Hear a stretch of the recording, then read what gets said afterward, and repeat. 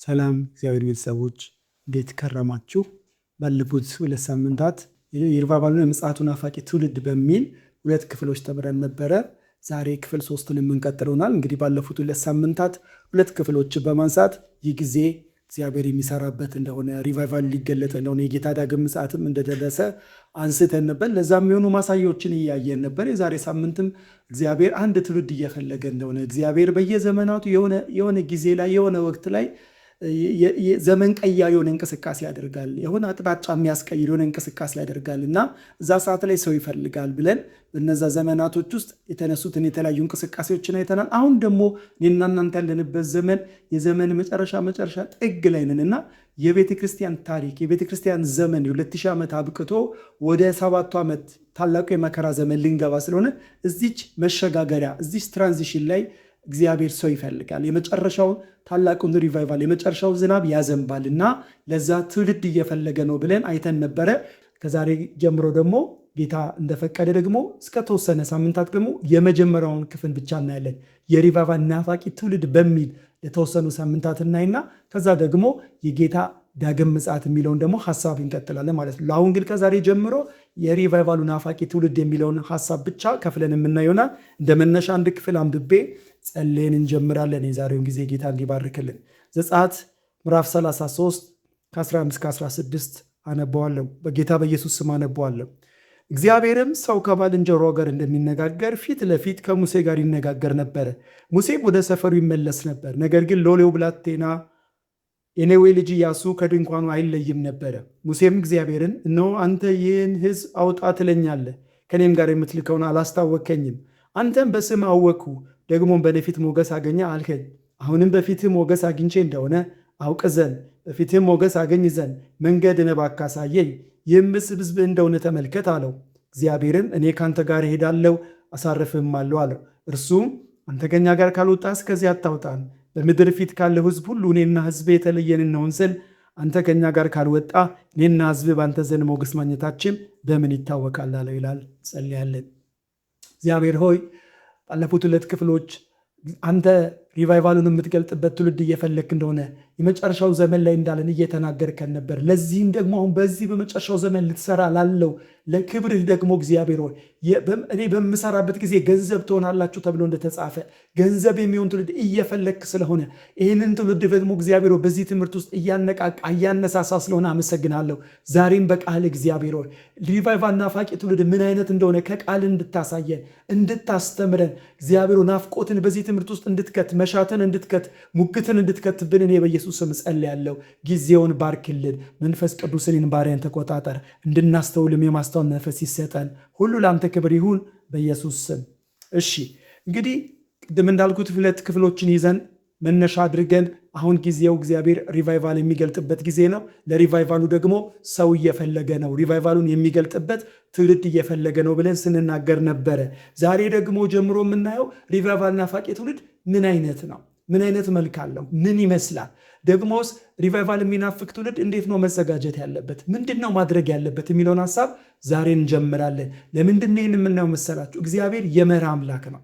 የመራ አምላክ ነው። ለዚህ ነው አሁን ባነበብነው ክፍል ላይ ካስተዋላችሁ ሙሴ አንድ ነገር ነው እየለመን ያለው። ሙሴ ሰው ከባልንጀሯ ጋር እንደሚያወራ የሚያወራው እግዚአብሔር በተለያየ መንገድ ተገልጦለት በእግዚአብሔር ክብር ውስጥ የነበረ ሰው ነው እና ከእግዚአብሔር ጋር የሚያሳልፍ ሰው ነው። አሁን ግን አንድ ጸሎት ይጸልያል። ቁጥር 13 ላይ ምን አለ? አውቅህ ዘንድ በፊትህ ሞገስ አገኝቻለሁ አይደለ? ለዛ ነው ለዚህም ስራ ሕዝብን ከግብፅ እንዳውጣ የተመረጥኩት። ግን አሁንም የበለጠ ማወቅ እፈልጋለሁ። የበለጠ እንዳውቅ ደግሞ በአንተ ፊት ሞገስ ማግኘት አለብኝ። ስለዚህ የበለጠ እንዳውቅ መንገድን አሳየኝ ይላል።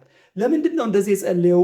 ወደኋላ ስንሄድ ዘጸአት 19 ላይ እግዚአብሔር አንድ ነገር ይላል። ሙሴ በከባድ ደመና እመጣለሁ፣ በከባድ ደመና ስመጣ ሕዝቡ እንዲያዩ ሕዝቡን አዘጋጅልኝ ይለዋል። ለ3ኛው ቀን አዘጋጅልኝ። እንዴት? እንዲቀደሱ በማድረግ ኢያሱንም ትዝ ይላችኋል። ታላቅ የሆነ ዮርዳኖስ ወንዝ ሞልቶ በነበረበት ዮርዳኖስን ሊያሻግራቸው ትልቅ ሪቫይቫል ሊያደርግ ሲፈልግ እግዚአብሔር መጣና እንደዚህ ያለው ኢያሱ 5 ላይ እግዚአብሔር አለው ኢያሱ ምዕራፍ 3 ላይ ነገ በመካከላችሁ ድንቅ ነገር ያደርጋል እና ተቀደሱ አለ። ስለዚህ ይሄ ሁሉ የሚያሳየን ምንድን ነው? እግዚአብሔር ከኛ የሚፈልገው ነገር አለ። የመርህ አምላክ ነው። ኢየሱስ ራሱ ሐዋርያትን ያላቸው ሊያደርግ ሲል ምንድን ነው? ኃይልን እስክትቀበሉ ድረስ ኃይልን እስክትለብሱ ድረስ በኢየሩሳሌም ቆዩ ብሏቸው ካረገ በኋላ 10 ቀን ሰገነት ላይ ሆነው እየጸለዩ ነበረ። ሪቫይቫሉ ያ የመጀመሪያው በቤተክርስቲያን ታሪክ ትልቅ የሆነ የባለ 50 ሪቫይቫል የፈነዳው ማለት ነው። ስለዚህ እግዚአብሔር ምንድን ነው እያልኳችሁ የመርህ አምላክ ነው እና እኔም ባለፉት ከዓመት በላይ ብያቸዋል። ክብርን ባልኩት ቁጥር ይሄንን አድርግ፣ ክብርን ባልኩ ቁጥር ከመጽሐፍ ቅዱስም በተለያየ መንገድ እግዚአብሔር ያስተማረኝን ነው የምናየውና እግዚአብሔር አንድ ነገር እንድትይዙልኝ ይፈልጋለሁ። ከዛሬ ጀምሮ የምንማረው መርሆችን ነው። እግዚአብሔር ለምንድን ነው? የመርህ አምላክ ነው። ከቅርብ ጊዜ በኋላ መጽሐፍ ቅዱስንም ሳጠና እንደዚህ እያስተዋልኩ ነው። እግዚአብሔር የውላችሁ ኃይሉ አይቀየርም። እግዚአብሔር ሊሰራ ሲመጣ የሚሰራበት ኃይል በዘመናት ሁሉ አልተለወጠም። ኃይሉ አልተለወጠም። ሰሪው አልተለወጠም። ልብ በሉ። አደራረጉ ግን ይቀየራል። ምን ማለት እንደሆነ አብራራላችኋለሁ። ስሙን። እግዚአብሔር ኃይሉ ክንዱ ባለፉት ዘመናት የሰራበት አይለወጥ። ራሱ ነው የሚመጣው። ራሱ የእግዚአብሔር ክንድ ነው የሚመጣው። ራሱ ነው የሚሰራው። ለመስራት ደግሞ የሚጠቀምባቸው መሮች አልተለወጠም። ብሉይም ኪዳን አዲስ ኪዳን አልተለወጠም። ለምሳሌ አንደኛው አሁን ራሱ በሙሴ በኢያሱ ያነሳ ነው ቅድስና ቢባል ያስፈልጋል። አዲስ ኪዳንን ብንመጣ ዕብራውያን 12 ላይ ምንድን ነው የሚለው? ዕብራውያን 12:14 ላይ ትቀደሱ ዘንድ ፈለጉ፣ ያለሱ ማንም እግዚአብሔርን ክብር ሊያይ የሚችል የለም ይላል። ስለዚህ ቅድስና ዋና ነው ማለት ነው እግዚአብሔርን ክብር ለማየት። ነገር ግን ትንሽ የሚለየው ምንድን ነው? በብሉይ ኪዳን አድርግ ነው፣ ተቀደስ ነው፣ ወደ ሴቷ አትቅረቡ እኔ ልገለጥ ስል እንደዚህ አይነት ነው በሙሴም በኢያሱም ያላቸው። እንደገናም ቅድስና ልክ ከነሱ እንደሚጠበቅ ነው። አዲስ ኪዳን ላይ ግን በቅድስና የተጀመረ ሕይወታችን በቅድስና እንዲቀጥል ጸጋ ኃይል የሚሰጠን እግዚአብሔር ነው። ግን ምንላችሁ ነው? መርሁ አይቀየርም። የእግዚአብሔር ክንድ አይቀየርም። የሚቀየረው ምንድን ነው? የሚገለጥበት መንገድና ስራው ይለያያል። ትንሽ ላሳያችሁ። ለምሳሌ በሙሴና በኢያሱ የሆነውን ነገር እናነጻጽር። በሙሴ በኢያሱ የሰራው እግዚአብሔር ነው። ሙሴ ሲያረጅ ሙሴ 100 ዓመት ሲሞላው እግዚአብሔር እጅ ጡረት አልወጣም። የእግዚአብሔር ኃይል ጡረት አልወጣም። ስለዚህ ያ ኃይል ነው በሙሴ የሰራው በኢያሱ የቀጠ ነው። ምን ብሎታል? ትዝ ይላችኋል። ለሙሴ መጣና እግዚአብሔር ምን አለው? ይደግመዋል። በእኔ ዘመን የሰራውን አይተሃል አይደለ? ከግብፅ ከወጣን ጀምሮ እግዚአብሔር በአንተም ይደግመዋል አለ። ስለዚህ ያው ኃይሉ ነው የሰራው። ግን ለሙሴ የተባለው መርህ ልብ በሉ ለኢያሱ ይሰራ ነበር። መርሁ አልተቀየረም፣ ኃይሉ አልተቀየረም። ልብ በሉ እና ምንድን ነው የተቀየረው ካላችሁ የተገለጠበት መንገድ አሰራሩ ነው የሚቀየረው። ምን ማለት እንደሆነ አሳያችኋለሁ። ለምሳሌ ሙሴ ላይ የእግዚአብሔር ክብር ሲገለጥ ቀይ ባህር ሲከፈል በቃ በትርህን ያ ነው። በትሩን ዘረጋ፣ ቀይ ባህር ተከፈለ። ኢያሱ ጋር ግን መጥቶ ያለው ምንድን ነው? ካህናቶች ታቦቱን የተሸከሙ ካህናት መጥተው በዮርዳኖስ ዳር ይቁሙ ነው ያለ። ልክ ሲቆሙ ዮርዳኖስ እንደውም ሞልቶ ነበረ፣ ቆመ ይላል። ራሱ በሙሴ ዘመን የተሰራውን ስራ ሙሴ አንድ ጊዜ መጣና እግዚአብሔር ድንጋዩን በበትር ምታው ነው። ውሃ ሰጉ ተጠምቶ በነበረበት ሰዓት በበትር ሲመታው ውሃ ፈለቀ። ከዛ ግን ቀጥሎ ምንድን ነው የሚለው? ተናገረው ነው ያለው። በበትር ምታዋል አለው። ሙሴ ግን ያው ተበሳጭቶ ስለነበር በዙ ማግሮግረብ ደግሞ በበትር መታው። በእርግጥ ሙሴ አልፈርድበትም። እሱ ክፍል ላይ ሙሴ ውስጥ ስገባ ራሱ ይከብዳል ማለት እሺ ከዚህ በፊትስ በበትር እቺን ታምራት የምታገርባትን በትር በእጅ ዘይድ ብሎት ስለነበረ በትሩን ይዞ ሄደ። ብዙ ታምራት አይቷል በበትሩ። ቀይ ባህርም የተከፈለው በበትሩ ነው። ከዚህ በፊትም ከድንጋይ ላይ የወጣው በበትሩ ነው። አሁን ግን እያለ ያለው ውሃው አፍልቅ በለውን። ከባድ እምነት ይጠይቃል። ህዝቡም አናዶታል። አለማመኑን አላውቀው። እዛ ክፍል ላይ ነው ከእግዚአብሔር ጋር የተጣላው። ደጋግሞ ሙሴ ቢለምነውም አትገባም የተባለው በዛ ምክንያት ነውና ምንላችሁ ነው? እግዚአብሔር ትናንት ያደረገውን ነገር መድገም አይፈልግም። በአዲስ መንገድ ነው መስራት የሚፈልገው። በኢየሱስና በሐዋርያቱም የተደረጉትን ብናይ ይለያያል። ልብ በሉ። ኢየሱስ የጸሎት ህይወት ነበረው። ሐዋርያትም በጸሎት ነው የመጡት። ደብረ ዘይት ተራራ ሲጸልይ ያድራል፣ ጠዋት ያገለግላል። የጸሎት መርህ አልተቀየረም። ሲሰራ ግን ራሱ ዮሐንስ 14 ምን ልን ያላቸው ቁጥር 12 ላይ በእኔ የሚያምን እኔ የማደርገውን ከዚያም በላይ ያደርጋል አላቸው። እና ኢየሱስ ጋር ያልተደረገ ነገር አላየንም። ጴጥሮስ ጥላው ሲፈውስ አይተናል። ጳውሎስ ድንኳን እየሰፋ ሲያልበው የጠረገበትን ጨርቅ ሲጥለው እያነሱ ሰዎች ጋር ሲወስዱ የታመሙት ይድኑ ነበረ። በነገራችን ላይ እንደዚህ ልበላችሁ፣ እግዚአብሔር እንትን አይልም አይደግመው። እኛ ዘመን ላይ አንዳንድ ሰዎች ከዛ የተነሳ ይመስለኛል አንዳንድ አሳቾች ማረብ ይዘው ይገቡና አንዳንድ አሳቾች ብዙ ሰምተናል ላባቸውን ጠርገው ውሰደው ይላሉ። የጳውሎስን እሱን እያሰቡ ነው። ግን እግዚአብሔር እንደዛ አያደርግም። እግዚአብሔር አይደግመው። ልብ በሉ። እግዚአብሔር በአዲስ መንገድ ነው። ኢየሱስ እንኳን አይነ ስውር ሲያበረታቸው ምንም እጁን ሳይጭን ይለዋል። አንዳንዱን ደግሞ ዳሶ አይኔ ይብራ ይለዋል። አንዳንዱ ደግሞ ሂድና በሴሎም ውሃ ታጥበህ ና ይለዋል። ስለዚህ ተአምራቶቹ እንኳን ይለያያል ልላችሁ ነው። ስለዚህ አደራረጉ ነው የሚለየው። እኔ በጣም የምወደው አንድ ክፍል አለ ኢሳይያስ 28:1 ላይ እግዚአብሔር ሊሰራ ይነሳል። ምን አይነት ስራ? እንግዳ የሆነውን ስራ ይላል።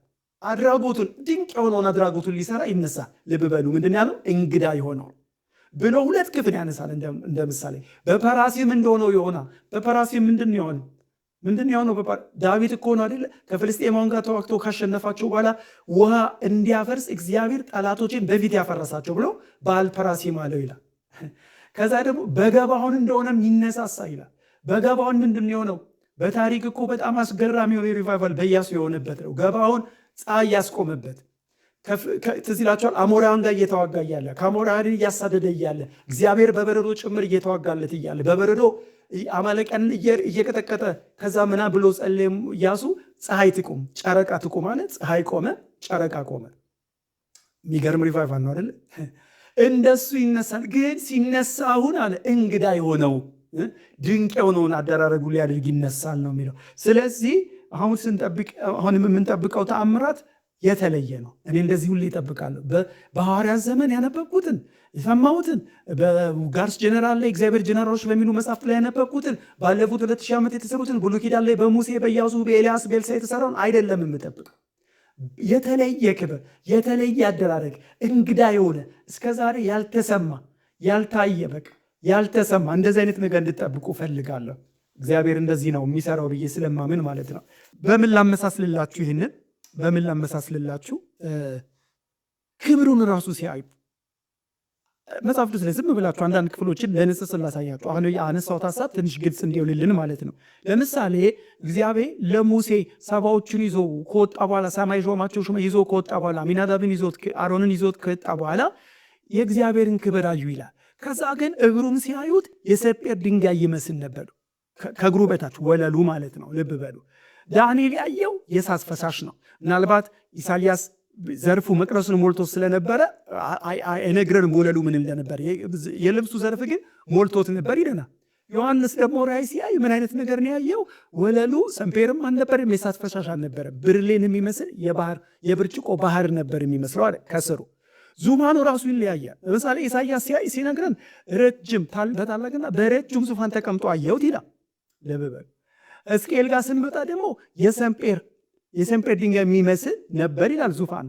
ዳንኤል ላይ ስንመጣ የእሳት ፈሳሽ ይመስላል ይላል ዙፋን። ራእይ ላይ ደግሞ ከዙፋኑ ድምፅ ነጎድጓድ መብረቅ ይወጣ ነበር ይላል። ልክ እንደዚህ ማለት ነው። የተለያየ አይነት መንገድ ነው ለአባቶቻችን የተገለጠው። ለዚህ እኮ ነው እንዲህ ሲባል አልሰማችሁ?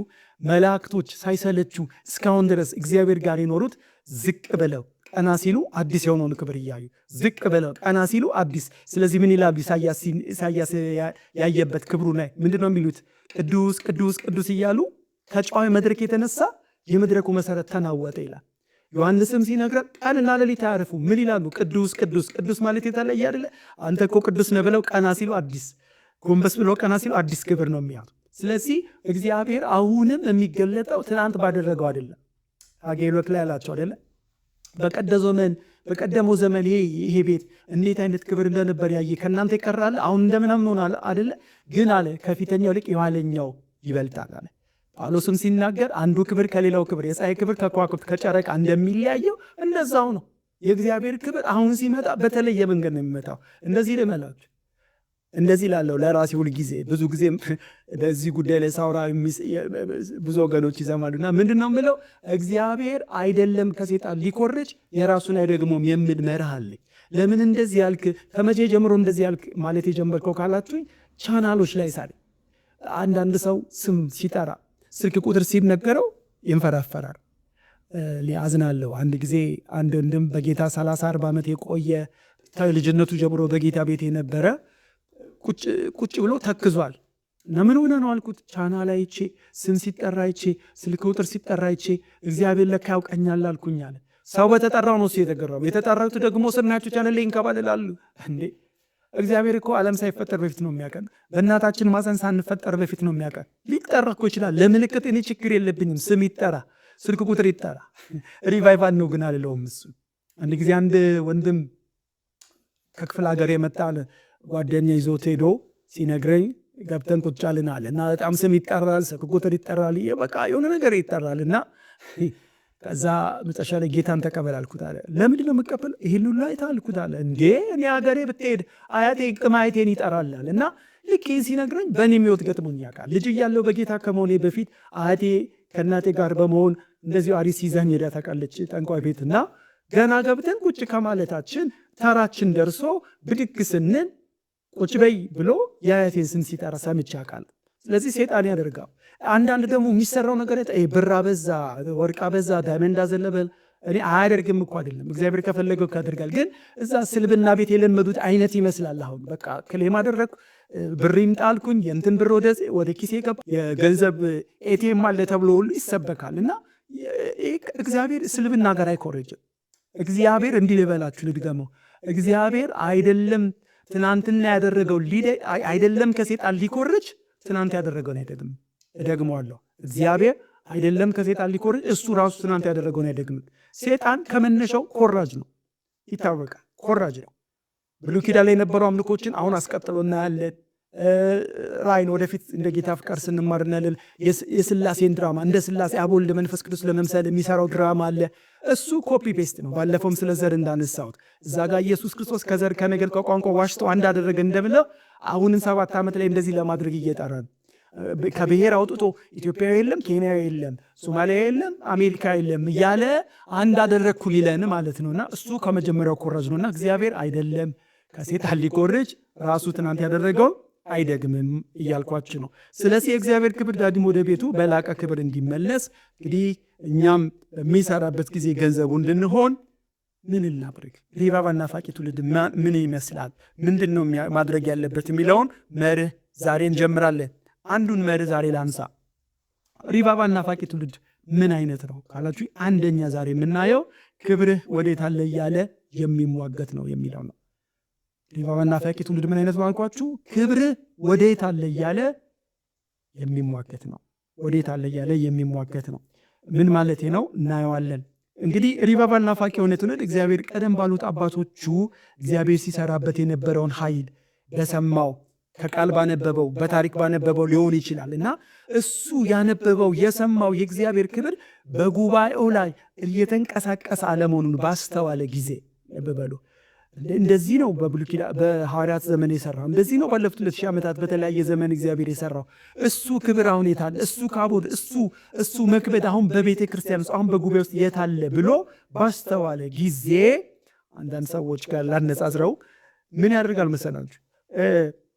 በጸጋ ስጦታ አንዳንድ ሰዎች በጸጋ ስጦታ አሁን እግዚአብሔር እየሰራ ያለውን ያዩና በቃ እግዚአብሔር እኮ አለ ኢካቦድ እኮ አልሆነም ይሉናል። ለምንድን ነው ኢካቦድ ነው የምትሉት? አንድ ጥቅስ ይጠቅሱልናል። ኢየሱስ ክርስቶስ ዮሐንስ 16 ላይ መንፈስ ቅዱስን እልክላችኋለሁ ለዘላለም ከእናንተ ጋር እንዲኖር ሰጣችኋለሁ ብሏልና በበዓለ ሃምሳ ቀን የወረደው አለ ይሏቸዋል። ማሳያ ሲባል አሁን በጸጋ ስጦታ እየተሰራ ያለውን ነገር እኔ እንደዚህ አምናለሁ። በተሰጠኝ የማስተማር የጸጋ ስጦታ ላገለግል እችላለሁ። ነቢይም በተሰጠው ነቢይነት ጸጋ ሊያገለግል ይችላል። ወንጌላዊም በተሰጠው ጸጋ ስጦታ ሊያገለግል ይችላል። እሱ አይደለም የምናወራው። የእግዚአብሔር ክብር ብለን የምንለው ነገር ሪቫይቫል የምንለው ነገር ከዚህ ይለያል። እንዲህ ልበላችሁ፣ በጸጋ ስጦታ ማገልገልና በኃይል በክብር ውስጥ ካቦድ ውስጥ ሆኖ ማገልገል ይለያያል። ባለፈው እንዳነሳ ነው አንዳንድ አገልጋዮች እኮ ሲያገለግሉ ከፍተኛ የሆነ ወቀሳ ውስጣቸው ገብቶ እያለቀሱ ንስሐ ይገባሉ። ፒላሩን የያዙ ንስሐ ይገባሉ ብለናል። ካቦዱ ሲመጣ ያስታውቃል። በካቦድ ውስጥ ሆኖ ወንጌል መስበክ፣ በካቦድ ውስጥ ሆኖ ማገልገል፣ መተበይና በጸጋ ስጦታ ማገልገል ይለያያል። እንደዚህ አይነት ምሳሌ ልስጣችሁ። ኢየሱስ አንዴ ምን አለ?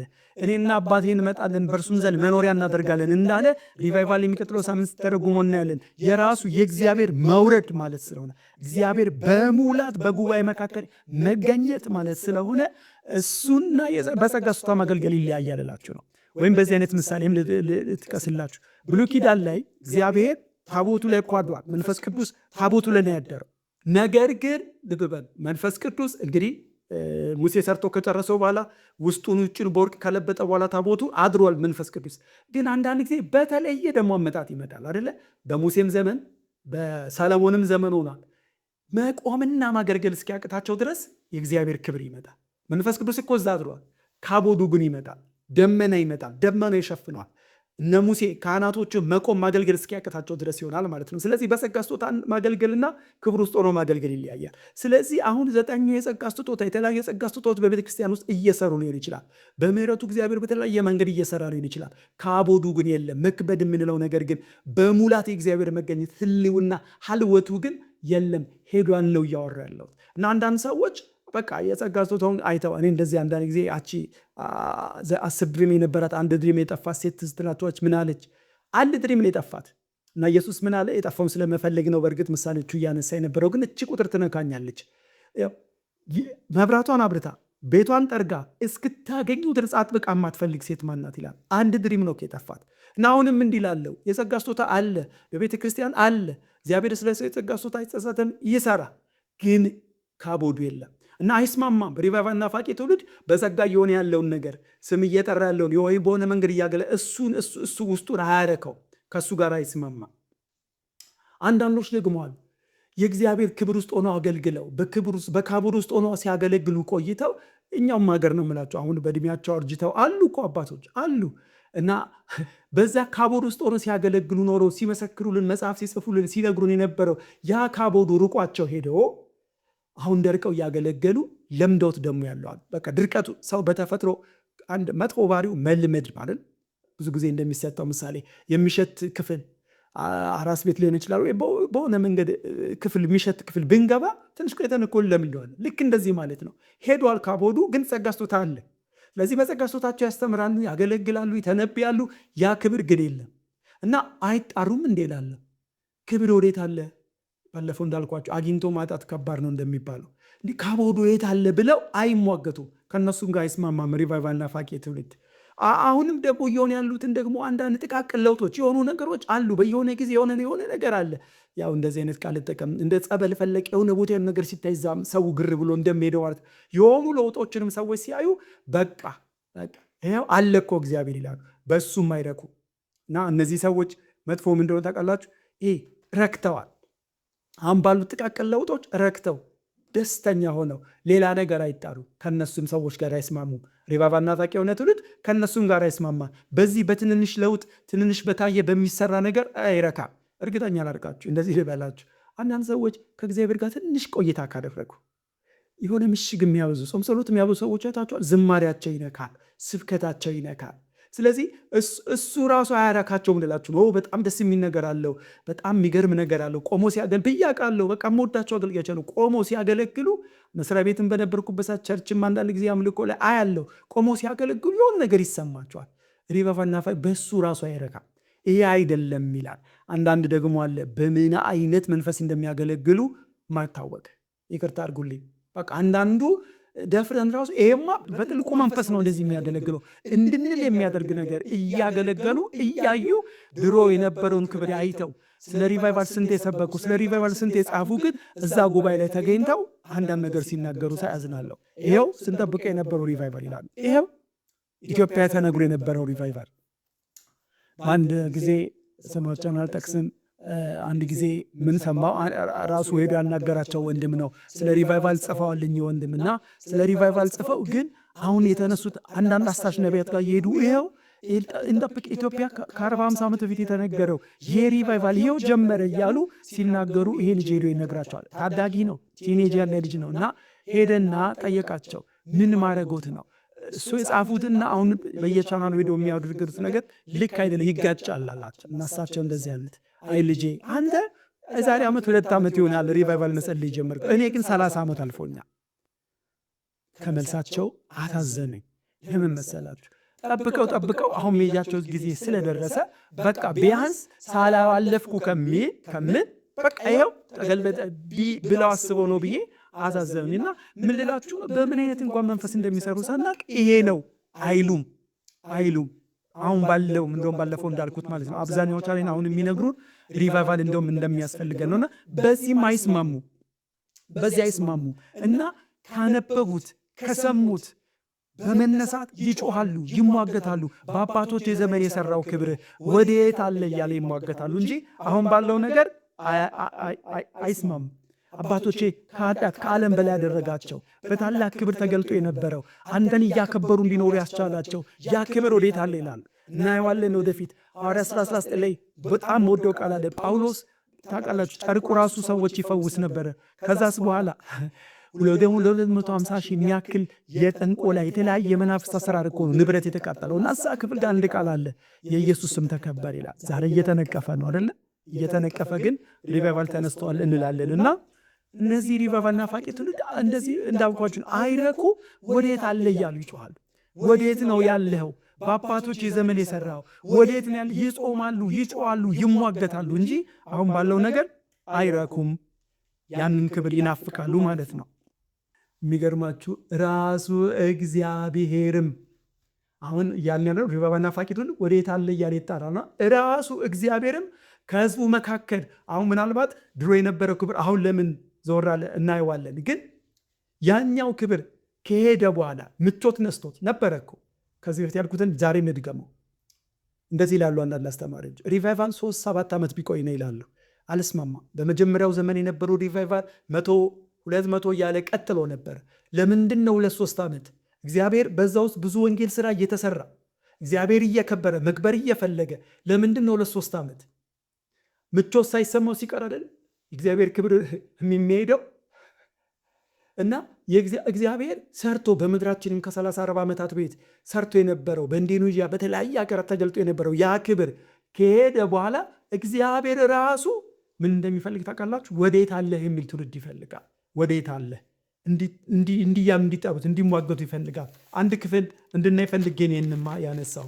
ኤርምያስ 2 ላይ አንድ ክፍል አነባለሁ። ትንቢተ ኤርምያስ ምዕራፍ 2 አለፍ እያልኩ አንዳንድ ቁጥሮችን አነባለሁ። ትንቢተ ኤርምያስ ምዕራፍ 2 ቁጥር 1-2 እንደዚህ ይላል። የእግዚአብሔር ቃል ወደ እኔ እንዲህ ሲል መጣ። ሂድ፣ በኢየሩሳሌም ጆሮ ጩኽ፣ እንዲህም በል፣ እግዚአብሔር እንዲህ ይላል፣ የብላቴንነትሽን ምሕረት የታጨሽበትንም ፍቅር በምድረ በዳ ዘር ባልተዘራበት ምድር እንደተከተልሽኝ አስቤያለሁ። ልብ በሉ።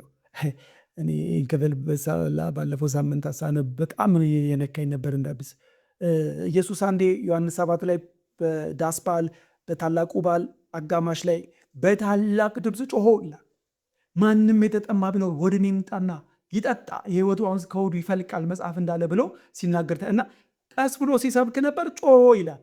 አንዳንድ ጊዜ ለነቢያቶችም ጮኸ ተናገር የሚልባቸው ክፍሎች አሉ። አሁን እዚህ ጋር ምንድን ነው የሚለው? ኤርምያስ ለሚደጋገም አንድ ሀሳብ አለ አሁን የምናየው። እና ለምንድን ነው ጩ ያለው ሲባል ምንድን ነው የሚላቸው? አንድ ነገር እያሰብኩ ነው እና ይህን ነገር ንገርልኝ። እስራኤል በብላቴንነቷ ጊዜ ለእኔ የነበራትን ፍቅር፣ ለእኔ የነበራትን ታማኝነት ይለዋል ምሕረት የሚለውን ትርጉሙ ላይ ለእኔ የነበራትን ታማኝነት ዘር ባልተዘራበት ምድረ በዳ እንዴት እንደተከተለችኝ ያስባለ። ዋጋ እየከፈለች በብዙ ዋጋ መክፈል እንዴት እንደተከተለችኝ አስባለሁ ካለ እርግጠኛ ላድርጋችሁ፣ እንደዚህ አይነት ምሳሌ ልስጣችሁ። ከአንድ በጣም ከምትቀራረቡ ከምትዋደዱ ሰው ጋር 1 ዓመት 2 ዓመት አሳልፋችሁ ከተለያያችሁ ከ2-3 ዓመት በኋላ ወይ በስልክ በሆነ አጋጣሚ ስትገናኝ እንዲህ እንደምትሉት ማለት ነው። ትዝ ይላል ያኔ እንዲያወራ ነው እንዲያደረግን አይገርምም? ትዝ ይለኛል አስበዋለሁ ካላችሁ አሁን ያ ነገር የለም። አሁን ያ ፌሎሺፕ የለም። አሁን ያ ህብረት የለም። አሁን ያ ህብረት የለም ማለት ነው። እና አስባለዋል የለም። አሁን ልብ በል አስባለሁ። ቀጥሎ ያለውን ያን በምስል መጣ ለምን እንዳሰበ እግዚአብሔር እየገባን ይመጣል። ቁጥር 5 ላይ እንደዚህ ይላል፣ እግዚአብሔር እንዲህ ይላል፣ አባቶቻችሁ ከኔ ዘንድ የራቁ ከንቱነትንም የተከተሉ ከንቱም የሆኑ ምን ክፋት አግኝተውብኝ ነው? አያችሁ፣ ከእኔ ዘንድ የራቁት ቅድም እንዳልኳችሁ አሁን ህዝቡ ርቋል ማለት ነው። ከዚህ ከእግዚአብሔር ጋር ከነበረው ፍቅር፣ ታማኝነት፣ ከዛ ከነበረው ኢንቲሜሲ ህብረት ርቋል ማለት ነው ህዝቡ። እና እኔ ግን ምን አድርጌያቸው ነው? እኔ በጣም አንዳንድ በሰውኛ ቋንቋ የሚጠቀምባቸው ቃላቶች ያሳዙኛል። እስራኤል በኃጢአት አደከምከኝ ምን አድርጌ ነው ይላል። ግን ከንቱነትን የተከተሉት አሁን ያው እየወረዳችሁ ስትመጡ ክፍል ውስጥ ታነቡት ይገባቸዋል። ከንቱ ነገር ተከትለው ነው። እና ወረድ ብለንም ስናየው እዚሁ ክፍል ላይ ጀርባቸውን ነው የሰጡኝ ይላል። ፊታቸውን አይደለም ጀርባቸውን ነው የሰጡኝ ይላል። ለምንድን ነው ከንቱ ነገር እየተከተሉ? እንደውም ምንድነው ቢሎት ወደታች እየወረድን ስንመጣ የምናየው ፈርጥጠናል፣ አንመለስም፣ እንዳትጠብቀን ይላል። ስለዚህ ርቀውት ስለሄዱ አሁን እግዚአብሔር ምን እያደረገ ነው? እያሰበ ነው። አሁን ከሱ ጋር አይደለም፣ ልባቸው ከሱ ጋር አይደለም። መቅደስ ሊመጡ ይችላሉ። ይህ በከንፈሩ ያከብረኛል ኢሳያስ ላይ እንዳለ ልቡ ከኔ በጣም የራቀ ነው እንዳለ ርቀዋል። ልክ የመጀመሪያው እስራኤል ሕዝብ እግሩ ወደ ከናን እየሄደ ልቡ ወደ ግብፅ እንደሄደው ማለት ነው። የሉም ከእግዚአብሔር ጋር። ስለዚህ እግዚአብሔር ያስባል፣ ርቀውታል ማለት ነው። ከዛ ደግሞ እንደዚህ ይላል ቁጥር 8 ላይ ካህናቱም እግዚአብሔር ወዴት አለ? ወይም ከላይ ቁጥር 6 የመጨረሻውን አረግ ላንብበው። ማንም በማይፈበት ማንም በማይቀመጥበት ምድር የመራን እግዚአብሔር ወዴት አለ አላሉ። ህዝቡ ከህዝቡም ፈልጓል። ነጥቤ ነው። እሺ ቀጥሎስ ካህናቱ እግዚአብሔር ወዴት አለ አላሉም። ባለውሪቶችም አስተማሪዎች ማለት ነው አላወቁኝም። ገዢዎች አመፁብኝ። ነቢያት በባል ትንቢት ተናገሩ፣ የማይረባን ነገር ተከተሉ። 5 ግሩፖችን ያነሳል። እነዚህ 5ቱም ግሩፖች 5ቱም የተነሱት ሰዎች ወዴት አለ አላሉኝም። ወዴት አለ አላሉኝም ማለት ርቀውት ሄደዋል እና እግዚአብሔር በጣም ፈልጓል ማለት ነው ያንን ንብረት። አሁን እንደዚህ እየገባችሁ ከሆነ እንደዚህ ሊሆን ነው። አሁን ፊቱን አዙሯል ከነሱ። አሁን አብሯቸው አይደለም። ለምን ሲባል ከሱ ስለራቁ በቃ አትፈልጉኝም። ልክ ማነው እስጢፋኖስ ሐዋርያት 7:42 ላይ ምን አለ? ሐዋርያት ሥራ 7:42 ላይ ሲናገር እግዚአብሔርን ሰው የእግዚአብሔርን እንደሚፈልጉ ባየ ጊዜ እግዚአብሔር ዘወር አለ ይላል። ጥጃ ስራልን አሉት። እሱን ታሪክ እያወራ ነው ከላይ የመጣው። ፊታችን ጥጃ ስራልን ምን ማለት ነው? አንፈልገውም።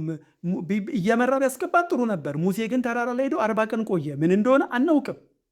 ስለዚህ አሁን እኛ ወተትና ማር የምታፈስ ምድር ከፊታቸው አለ ብሎናል ሙሴና ሙሴም ተወው ይቅር፣ እግዚአብሔርም ይቅር፣ ፊታችን እየመራን እንሄድ፣ ጥጃ ስራልን አሉት። አማልክት ስራልን አሉት። ስለዚህ እግዚአብሔር አያቸውና ይህ ሕዝብ ከነዓንን ገብቶ ወተትና ማሩ የሚያሰበው እኔን አልፈለገኝም፣ የኔን እንጂ እኔን አልፈለገኝም ብሎ ዘወር አለ። አሁንም የእስራኤል ሕዝብ አይፈልጉትም፣ ፈርጥተው ሄደዋል። አንመለስም እያሉ ሄደዋል። ሲሄዱ ጊዜ አትፈልጉኝም ብሎ ዞር፣ ከነሱ ፊቱን አዞረ። ከዛ ግን እግዚአብሔር ይገርማል። ምን አይነት ፍቅር የሆነ አምላክ ነው! ምን አይነት ህብረት የሚፈልግ አምላክ ነው! ካዞረ በኋላ መልሶ ምን ይላል? ወዴት አለ አላሉኝም። ጠበቀ ማለት ነው። እየቆየ ክፍተቱ ጋቡ እየሰፋ ሲመጣ አንድ ነገር ከነሱ ፈለገ፣ ወዴት አለ እንዲሉት እና ሲያል አላሉትም። አዘነ። ወዴት አለ አላሉኝም። እየወረድን ብንመጣም እንደዚሁ ነው የምናገኘው። ምንድን ነው የሚላቸው? አሁንስ የሾሮን ውሃ ትጠጪ ዘንድ በግብፅ መንገድ ምን ጉዳይ አለሽ? የኤፍራጥስ ውሃ ትጠጪ ዘንድ በአሦር መንገድ ምን ጉዳይ አለሽ? ክፋትሽ ይገስሻል፣ ክዳትሽ ይዘልፍሻል። አምላክሽ እግዚአብሔርን የተውሽ እኔንም መፍራት የሌለብሽ ክፉና መራር ነገር እንደሆነ እወቂ፣ ተመልከች ይላል የሰራዊት ጌታ እግዚአብሔር። እኔንም የተውሽ ትታዋለች። እዚህ ክፍል ላይ የሚደጋገመው እንደዚህ ሀሳብ ነው። አንድ በጣም የሚያሳዝነኝ ደግሞ አለ። ቁጥር 5 ላይ ለምሳሌ እግርሽን ከሸካራ መንገድ ግሮሮሽን ከዋጥን ከልኪ፣ አንቺ ግን እጨክናለሁ እንግዶችን ወድጃለሁና እከተላቸውም አለውም አልሽ ይላል። ጨከናለች። በቃ አልመለስም እያለች ነው። ከዛስ ቁጥር 27 ላይ አንተ ወለድከን ይላሉ። ግንዱን አንተ አባቴ ነህ፣ ድንጋዩንም አንተ ወለድከን ይላሉ። ፊታቸውን ሳይሆን ጀርባቸውን ሰጡ። በመከራቸው ጊዜ ግን ተነስተው አድነን ይላሉ። ኢዮብ 35 ላይም እንደዚህ ብሏል እግዚአብሔር። የሚገርመው አለ ከግፍ የተነሳ ከኃያላን ጡጫ የተነሳ ሲበረታባቸው ኃያላን ክንድ እንደዚህ ይላሉ፣ እግዚአብሔር ሆይ አድነን። ወዴት ነህ? አትደርስም፣ አትወርድም፣ አታድነንም ይላሉ። ነገር ግን አለ በሌሊት ዝማሬ የሚሰጠን ከእንስሳቶች ይልቅ አስተማሪዎች የሚያደርገን ከአዋፋት ይልቅ ጠቢባን የሚያደርገን እግዚአብሔር ወዴት አለ አላሉኝም፣ አልሰማቸውም ማለት። አሁንም እንደዛ እኮ ነው ያሉት። ፊታቸውን አዞሩ። ከዛ በኋላ ደግሞ መከራ ሲወጣ ተነሳ አድነን ይላሉ። እሱን አይደለም የፈለጉት፣ ለመከራቸው ሲሉ ነው። እኔ መጨረሻችን ላንሳ። ቁጥር 31 ላይ ትውልድ ሆይ እግዚአብሔርን ቃል ተመልከቱ። በውኑ ለእስራኤል ምድረ በዳ ወይስ የጨለመች ምድር ሆንሁበትን? ሕዝቤ ስለምን እኛ ፈርጥጠናል፣ ከእንግዲህ ወዲህ ወደ አንተ አንመለስም ይላል። እስቲ አንድ ነገር ፍረዱኝ። በውኑ ቆንጆ ጌጧን ወይስ ሙሽራ ዝርግ ጌጧን ትረሳለችን? ሕዝቤ ግን የማይቆጠር ወራት ረስተውኛል። ማለት አትረሳማ፣ ቆንጆ ጌጧን አትረሳማ። ሙሽራ ቬሏን ይለዋል ትርጉሙ ላይ፣ የሙሽሪት የምትለብሰው ልብስ ትረሳለች። ሕዝቤ ግን የሆነ ቀናት አይደለም የማይቆጠር ወራት ረስተውኛል። ቅድም መነሻው ላይ ያለውን ገባችሁ? ስለ ራቁ ረጅም ጊዜ እየሆነበት ስላለ ነው ወዴት አለ አይሉኝም እንዲህ ያለው። በነገራችን ላይ እንደውም ተመልከቱ እለፉ ተመልከቱ ብሎ ወደ ቁጥር 10 አካባቢ 11 ላይ በሆኑ አማልክት ያልሆኑትን አማልክት የለወጣቸው አንድ ሕዝብ አለን? ነገር ግን ሕዝቤ ክብሩን ለማይረባ ነገር ለወጠ እያለ ተደነቁ፣ ደንግጡ እያለ ይናገራል። ስለዚህ እስራኤል ምን ብላለች? ፈርጥጣለች። እና በዚህ ጊዜ አሁን እኛ አሁን ምንድን ነው እያወረን ነው? ክብሩ ርቋል።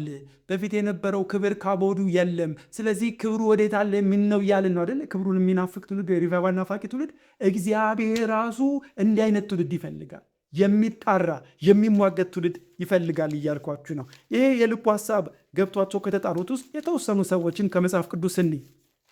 ለምሳሌ ከራሱ ከኤርምያስ እንነሳ። ሰቆቃወ ኤርምያስ ምዕራፍ 3 ቁጥር 48 እስከ 50 ሲናገር እግዚአብሔር ከላይ እስኪጎበኘን ድረስ ዓይኔ ዝም ብላ ታፍስስ ይላል። እስከ መቼ? ከላይ እስኪጎበኘን፣ ከላይ እስኪያየን፣ ከላይ እስኪመለከተን ዓይኔ ዝም ብላ እንባ ታፍስስ ይላል። ይህ ሰው ታውቃላችሁ፣ ነቢዩ ኤርምያስ አልቃሻው ነብይ ነው የሚባለው። ቅጽል ስሙ አልቃሻ ነው። ብዙ ጊዜ ያለቅሳል። በጣም የምወደው ክፍል አለ ኤርምያስ 9 ላይም ሲናገር ምን ነው ራሴ ዓይኔ የእንባ ምንጭ ሆነ። ለምን ኤርምያስ? እንዴ ሰው እንዴት ለማልቀስ ያምረዋል? እንዴት እንደዚህ ነገር ይመኛል? ተወቅቶ እየመቱ ስላለ ሕዝቤ፣ እያለቀው ስላለ ሕዝቤ ራሴ ዓይኔ የእንባ ምንጭ ሆነ ማለት ዝም ብዬ 24 ቀን ባለቀስኩ ማለት ነው። ለሕዝቡ የሚገደው ነው። ፍርድ እንዳለበት ይናገራል። ከዚህ ሕዝብ አድነኝ፣ ይህን ሕዝብ ተበቀል ይላል። መልሶ ግን ለዘባዝ የሚማልድ እያለቀሰ የሚማልድ ነው። እዛው ሰቆቃወ ኤርምያስ ምዕራፍ 2 ላይ ሕዝቡን ራሱ ይላቸዋል፣ አልቅሱ፣ ዝም አትበሉ፣ ረፍት አትስጡ ይላል። ራሱ ጋር ስትመጡ ከላይ እስኪጎበኘን ድረስ እምባዬ ዓይኔ ዝም ብላ እምባ ታፍስስ። እስከ መቼ? እስኪጎበኘን ድረስ። ኢሳያስ ጋር ደግሞ እንምጣ። ኢሳያስም የሚሟገት ሰው ነው። ከሌሎቹ ነቢያት በተለየ የሚሟገት ነው። እንደ ኤርምያስ ሕዝቡን አጠቃላይ ልክ ረፍት አትስጡ እንዳለ ልክ ኢሳያስ 62 ከ6 እስከ 7 ሲናገር እንደዚህ ይላል፣ ጉበኞችን አድርጌልሻለሁ፣ ጉበኞችን አስቀምጬልሻለሁ እና እነሱ ረፍት አይሰጡም፣ ለእግዚአብሔር አያርፉም እና አትረፉ። ኢየሩሳሌምን እስኪጎበኛት ድረስ ለምስጋና ምክንያት እስኪያደርጋት ድረስ እስኪያጸናት ድረስ ረፍት አትስጡ ይላቸዋል። ጉበኞችን ማለት ነው። ራሱ ጋር ስንመጣ ኢሳያስ ምን አይነት ሰው ነበር? እንዴት የሚሟገት ነበር ስንል ወደኋላ እየሄድን ስንመጣ ለምሳሌ ኢሳያስ 64 ላይ የሚታወቅ የሪቫይቫል ጸሎት አለ አይደለ? ሰማያችን ቀደም እንውትወርድ ስም ለጠላቶች ቢገለጥ እያለ የሚገርም ጸሎት ይጸልያል። የሪቫይቫል ጸሎት ነው። ቁጥር 7 ሲደርስ ይናገራል። አሁን ላይ አንተን የሚይዝ የለም፣ አንተን የሚያስብ የለም፣ አንተን የሚፈልግ የለም። ስለዚህ ፊትህን ከኛ ሰውራል። ቁጥር 7 እንደዛ ነው የሚለው ሲሳራ። ቁጥር 1 ግን ሲጀምር ምን አለ? ሰማዮችን ቀደህ ምን ነው ብትወርድ። አንድ ጊዜ አንድ ወንድም ደስ በምን ገልጾታል። ሰማይን ከፍታ አይደለም ያለው፣ ሰማዮችን ምን ነው ቀደህ በቃ ብትወርድ። ሪቫይቫል የሚጠይቅ ነው። ምዕራፍ 63 ላይ ብናይ ደግሞ 4 ጊዜ ወዴት አለ? በሙሴ ዘመን የሰራ ሕዝቡ እንዳለ መጀመሪያ ይጀምራል። የጥንቱን ዘመን አሰበና ሕዝቡ እንዴ በሙሴ ቀኝ እጁን የሰራ እግዚአብሔር፣ ሕዝቡን በባህር ያሻገረ እግዚአብሔር የት አለ? 4 ጊዜ ምዕራፍ 63 ላይ 4 ጊዜ ይጠይቅ። ምዕራፍ 51 ላይ ቁጥር 9 10 የምናውቀው ቃል ማለትን የእግዚአብሔር ክንዶች ተነስ ተነስ፣ ኃይልን ልበስ፣ በቀደመ ወራት በጥንቱ ዘመን እንደሆነው ተነስ። ራብን የቆረጥክ አንተ አይደለ? ዘንዶውን የወጋ አንተ አይደለ? ጠሊቁን ባሪያ ያደረግክ አንተ አይደለ? እና ተነስ ይላል። ስለዚህ ኢሳያስ ምን አይነት ሰው ነበረ? የሚሟገት ሰው ነበር ማለት ነው። ወደኋላ ስንሄድ ደግሞ እነ ጌዲዮንም እንደዚህ አይነት ጸሎት ጸልየዋል አይደል? መጥቶ መልአኩ ወይም መጥምቀው ስንዴ እየወቃ እያለ መልአኩ መጣ። አንተ ጽኑ ኃያል ሰው እግዚአብሔር ካንተ ጋር ነው ሲለው፣ እግዚአብሔር ከኛ ጋር ነው? አባቶቻችን በቀደው ዘመን ከግብፅ ያወጣን ተአምራት አደረገ የሚሉን ወዴት አለ አለ። ቃል በቃል ወዴት አለ። ኤልሳ ታውቃላችሁ፣ እያረሰ እያለ ከ12 በሬ ጋር አብሮ እያለ ነው ኤልያስ መጥቶ የጠራው። በእኔ ፋንታ ነብይ ትሆናለህ አይነት ምልክት ሰጥቶት ተከትሎት አብሮት ቆየና ሊሄድ ሲል አንድ ጥያቄ ነው የጠየቀው አይደለ? አንተ ላይ ያለ መንፈስ 2 እጥፍ በኔ ላይ እንዲሆን አሉ እና ኤልያስ በሳት ሰረገላ ካረገ በኋላ ከኤልያስ የወደቀውን መጎናጸፊያ ያነሳና ዮርዳኖስን መጥቶ ምንድን ነው ያለው? የአባቶች አምላክ ወዴት አለ አለ። የኤልያስ አምላክ ወዴት አለ? አይቶታላ። 7 ተአምር በሱ ተሰርቷል። ታውቃላችሁ፣ እጥፍ መንፈስ ላይ ስለወረደ በኤልሳ ጊዜ 14 ተአምራት ላይ ነው። እጥፍ ደብል ኃይል ነው በሱ ላይ ወረደ እና እሱ ራሱ ምን ብሏል እያልኳችሁ ነው? ወዴት አለህ ብሏል። ባይዘዌ ኤልያስ ራሱ እኮ የሚሟገት ሰው ነበር አይደል? አንድ ጊዜ እግዚአብሔር ዝናብ እንዳይዘንብ ከተናገረ በኋላ ካፌ ቃል በቀር ዝናብ አይዘንብም ብሎ ከተናገረ በኋላ ኤልያስ 3 ዓመት ተኩል በኋላ ሄደ እና ለአካብ ብላ ጠጣ፣ ዝናብ ይመጣል፣ ኃይለኛ ነው፣ ሽንፍር አለው እና ተራራ ላይ ወጥቶ እንዴት እንዳማጠ ብዙ የእግዚአብሔር ሰዎች እሱን ክፍል ለመግለጽ ይቸገር። ጭንቅላቱን እግሩ መሃል አድርጎ ማለት ቀለል አላደረገውማ። በቃ እግዚአብሔር ተናግሮ የለን ካደረገ አደረገው፣ ካላዘነበ አላለም። እያማጠ ነበረ። ብላቴናውን ላከው። ምን ይታያል አለው። ምንም የለም ሰማይ ላይ። 7 ጊዜ በሰባተኛው እጅ የምታደመን ያየውና ተነስ ብሎ ወገቡን አሸንፍቶ ከፊቱ ከአክዓብ ፊት የሮጠው እና ምን ልላችሁ ነው? እሱ ራሱ ቢናገርም የተናገርከኝን ፈጽም ብሎ የሚያምሰው ነበር። ኤልሳም እንደዚህ የሚያመጥ ነበር። ዕንባቆም በጣም ትርጉሙ መጽሐፍ ቅዱስ ላይ ብታነቡት ዕንባቆም ምዕራፍ 3 ቁጥር 2 ላይ አንድ ነገር ይናገራል። ስራህን የቀደመውን ስራህን ዝናህን ሰምቼ ፈራሁ፣ ግን አንድ ነገር ልለምን፣ በእኛም ዘመን ይታወቅ፣ በእኛም ዘመን አድሳቸው ይላል። ስራህን ዝናን ሰምቻለሁ፣ ፈራሁ። የሚያስደናንቅ የሚያስፈራ የሚያስደነግጥ ተአምራት ሆነዋል። በእኛም ዘመን እንወቀው፣ በእኛም ዘመን አድሳቸው ብሎ እንዲህ አይነት ጸሎት ይጸልያል። ቅድም እንዳልነው ያነበብነው የመጀመሪያ መግቢያ ላይ ሙሴ እግዚአብሔር ጥጃ ሰርቶ ሲያመልኩ እኔ አብሬያቸው ከወጣው ይቀሰፋል ሕዝብ። ስለዚህ እኔ አብሬ ከመውጣ መልአኬን እልካለሁ፣ የፈለጉት ከናን ይገባሉ፣ ወተት ማር ይበላሉ፣ ይጠጣሉ ሲለው አብረን ካልወጣ አታውጣም። እንዲህ አይነት ትውልድ ነው እግዚአብሔር የሚፈልገው። የመጨረሻ ዳዊት ደስ ይለኛል። ዳዊት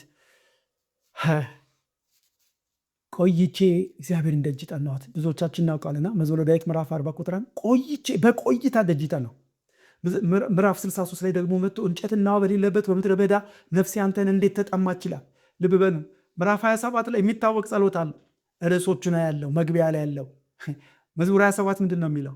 እና ሳይቀባ በፊት ያ ማለት 17 ዓመት ሳይሞላው በፊት ምን ነበር ጸሎቱ? እግዚአብሔርን አንዲት ነገር ለመንኩት፣ እርሷንም እሻለሁ፣ በሕይወቴ ዘመን ሁሉ በእግዚአብሔር ቤት እኖር ዘንድ፣ እግዚአብሔር ደስ የሚያሰኘውን አይ ዘንድ፣ በመቅደስ ያለውን ውበቱን እመለከት ዘንድ እያለ አንድ ናት ልመናዬ ብሎ ይጸልያል። ምዕራፍ 63 ላይም ሲመጣ ሳኦል እያሳደደው ነው። ቀባኝ ሳይለው የቀባው የእግዚአብሔር ቅባት ስደት አምጥቶበታል። ስደት ላይ ሆኖ ምድረ በዳ ላይ ሆኖ ምድረ በዳውን እያየ እንጨትና ውሃ በሌለበት በምድረ በዳ ነፍሴ እንዴት ተጠማች፣ ስጋ አንተን እንዴት ናፈቀች እያለ እየወረድን ስንመጣ ቁጥር 8 ላይ ነፍሴ በኋላ አንተን ተከታተለች ይላል። ትርጉሙ ላይ ነፍሴ አንተን የሙጥኝ ብላለች ይላል። የሙጥኝ የሚል ሰው ነው። መዝሙር 130 ጋር ደግሞ ስንደርስ በጣም የሚገርም ጸሎት ይጸልያል። ዘብ ይለዋል። ንጋትን ከሚጠባበቅ ይልቅ ይደግመዋል። እዛው አንድ ቁጥር ላይ ዘብ ንጋትን ከሚጠባበቀው ይልቅ ነፍሴ አንተን ትጠባበቃለች። ምን አይነት ሰው! ክብርን ይላል ደግሞ እጠብቃለሁ፣ እየተሟገተ የሙጥኝ እያለ እጠብቃለሁ ይላል። አስበተል ዘበኛ ጥበቃ የሚሰሩ ሰዎች እውነት ነው ንጋትን በጣም ይናፍቋታል። እንደዚህ እኔ በብዙ ህመሞች ስላሳለፍኩ አውቀዋለሁ። ሌሊት ይረዝማል። ሰው ሲታመም ሌሊቱ ይረዝማል። ለእነዚህም ሰዎች ሌሊት ይረዝሙባቸዋል። ምን ነው በነጋ ይላሉ። ዘብ ንጋትን ከሚጠብቀው በላይ እጠብቃለሁ። ወደ መዝሙር 132 ስንመጣ ደግሞ የሚታወቅ የተዘመረበት ክፍል አለ አይደለ? ነፍሴ እረፍት አልሰጣትም፣ ለሽፋሽፍቴ ለዓይኔ እረፍት አልሰጥም፣ እንቅልፍ አልተኛም እስከ መቼ? እግዚአብሔር እስኪያርፍ የሚል እንደዚህ የሚሟገት ሰው እግዚአብሔር ይፈልጋል ማለት ነው። እና ባለፉት ዘመናትን የተነሱትን የእግዚአብሔር ሰዎች እናያለን። እነሱ ራሱ ታውቃላችሁ ዝም ብሎ ወደ ህይወታቸው የእግዚአብሔር ክብር አልመጣም። ምናልባት ከጊዜ አንጻር ወይ እነሱን ሳምንት አይተን ወደኛ እናመጣዋለን። እግዚአብሔር ባለፈው ሳምንታት ያነሳናቸው በተለያየ ትምህርታችን ውስጥ እናነሳቸዋለን። የተለያየ እንቅስቃሴ የተደረገበት ሪቫይቫል በተገለጠበት ዘመን በነዛ ጊዜያቶች እነዚህ ሰዎች እንዴት ነው እግዚአብሔር የተጠቀመባቸው? ምን ብለው ተሟግተው ነው? ምን ብለው ጸልየው ነው? እንዴት ነው በጾም ጸሎት ጭምር ከእግዚአብሔር ጋር ሙግት ውስጥ የገቡት የሚለውን እናያለን። ለዛሬ ግን እንድንጸልይ አንድ ክፍል ላንብብና በጣም ወደው ክፍል ነው። ከሙግት አንጻር ነው ሳይነሳ ባይታለፍ ብዬ አሁን እንዲሁ ስለመጣልኝ ነው። እሱን ላንብብና እንጨርሳለን። ያዕቆብ ሙችን ትግል የሚወድ ነው አይደል? ያዕቆብ ትግል ይወዳል። ሲወለድም በእናቱ ማፀን እያለ ከኤሳው ጋር እየታገለ ነው የተወለደው።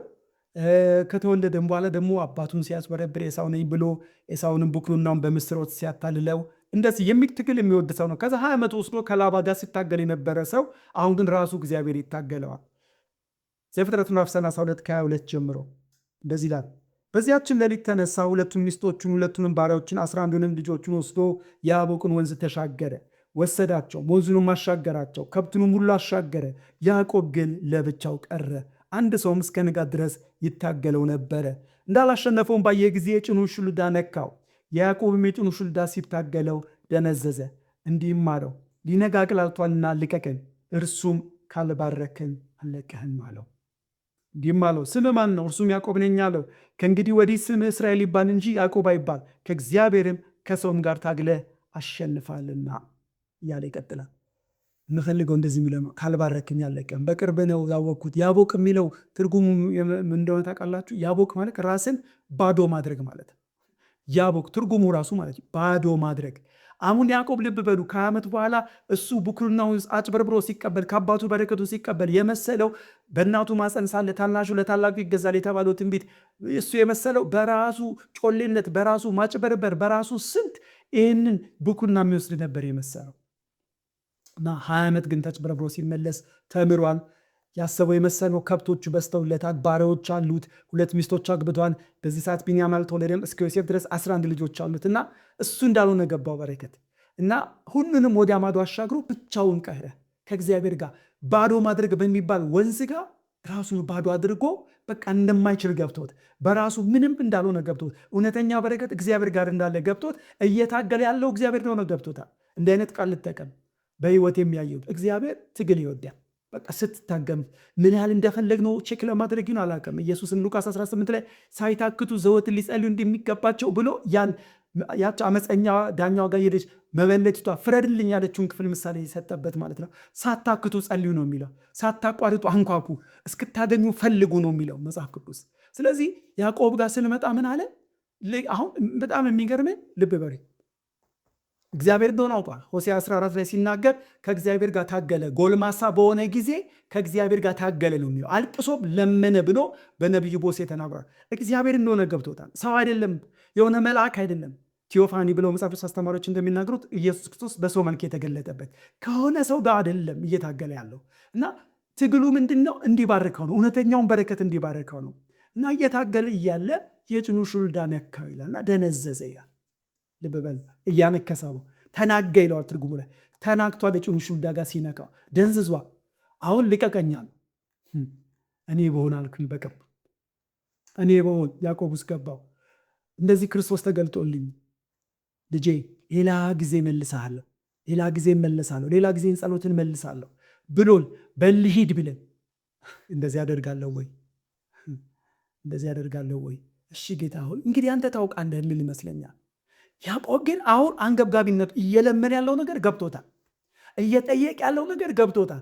ተራ ነገር እንዳልሆነ ገብቶታል። ብዙ ዋጋ ከፍሏል። አሁን እሱ እንዳልሆነ ገብቶታል። ስለዚህ ምን አለ? ለምን ከፈለገ ስንታገል አድረን ስንታገል ውለን ለምን ከፈለገ ነገም አናድርም፣ ዛሬ ከዚያ አልሄድም። ምን ካልባረክን ያለቀም ማለት እንዲህ ልበላችሁ፣ ሪባባ ናፋቂ የሆናችሁ ትውልዶች እንዲህ ልበላችሁ። አንዳንዶቻችሁ ምናልባት ዛሬ ይህን መልእክት ብቻ ላስተላልፍና ሳምንት ከዚሁ ሀሳብ እንቀጥላለን። አንዳንዶች እኔ ማቃቸው ራሱ ሪቫይቫል ብለው ተጣርተው ደክሟቸው ሲዘገይባቸው ተስፋ ቆርጦ ፌርማታ ይወረዷሉ።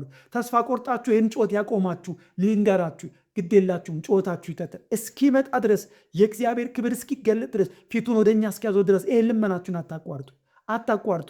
እግዚአብሔር ፊቱን ይመልሳል። ዳዊት በቆይታ ደጅ ሲጠና ዘንበል እንዳለበት አሁን ዘንበል የሚልበት ጊዜ ደርሷል። ተስፋ የቆረጣችሁ ልንገራችሁ፣ እግዚአብሔር ግድ የለም ታገል።